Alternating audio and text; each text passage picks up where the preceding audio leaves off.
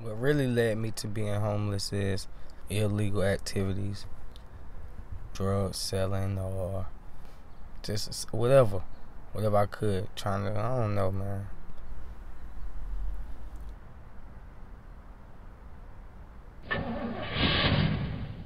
He had took me to go buy a bike for my birthday. He went and bought a 10-speed, and my mom was in the driver's seat. I'm in the passenger seat. My dad was driving. I was on the left side in the back, and my sister Kiki was on the right side.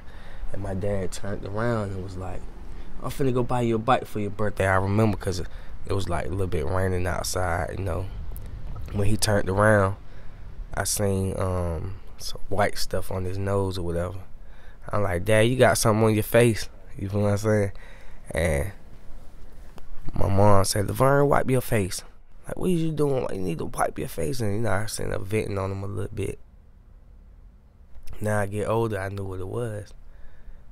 And when I experienced it in my life, but I ain't saying, like, I made my own decision, but I looked at it as like he's not dead, you know, so I can try it. I started smoking weed early. My brother smoked a joint with me for my 11th birthday. And that took me on a spiral. I kept wanting to smoke. I wanted to smoke. You know, my mom, she smoked marijuana, you know. And basically, man, I was just wanting to do what grown people did all my life. I'm thinking that was the thing to do. I didn't have really no one to show me right from wrong, as far as like, okay, this for the children, this what the children supposed to do, and this what the adults do. Also too, when I was in the 7th and 8th grade, I was selling candy in school. Teachers used to be like, "Well, it won't be long before you selling drugs." And if they knew, I used to feel like now, if they knew that, why didn't they try harder to stop me or talk to my parents about it? Well, I don't think it's a good idea that he sell candy in school, you know, but I was just trying to make money for shoes or either clothes, you know, like thinking like my mind wasn't never be able to focus on my work. When I was 19, I had got sent to prison for selling drugs. I had got sentenced to 3 years.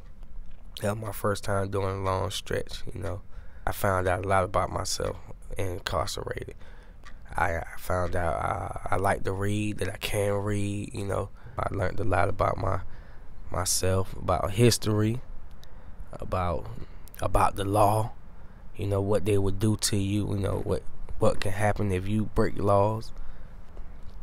Learned a lot about like spirituality or religion. But you know, what prison did to me was preserve me.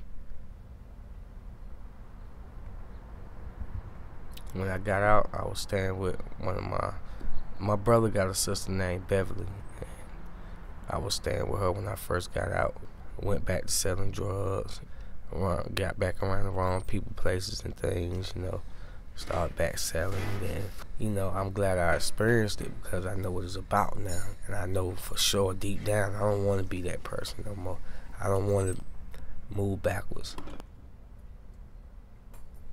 So I went ahead and filled out to get into the Phoenix house. I got tired of using drugs. Got tired of being homeless, you know. I want my own place. I want to be able to turn the key in my own place and go to work and just basically be a abiding citizen, just like everybody else, you know.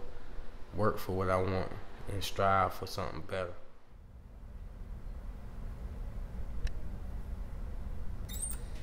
Every third Wednesday of the month, we cook food for the shelter.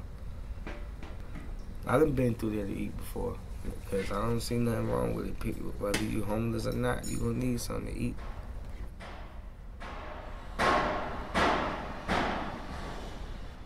I love my job, you know, because it's a job.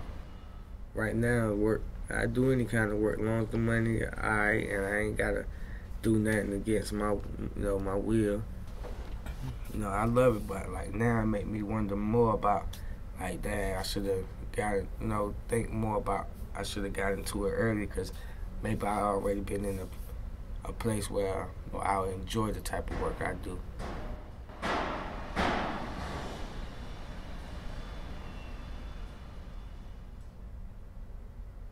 I just been living day to day. It's trying to. I would like to think for the future, but it seems like every time I plan out, things don't never go the way I want it to go.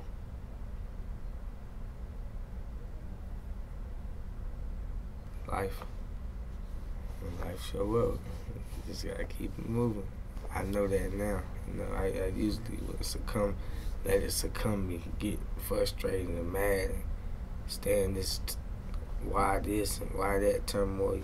I don't do that no more. I just think about it.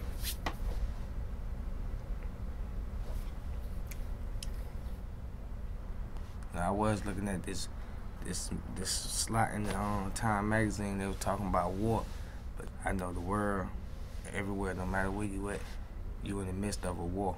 Whether it's in your mind, there's a battle going on. Whether you're inside yourself or outside yourself, and there's a war going on.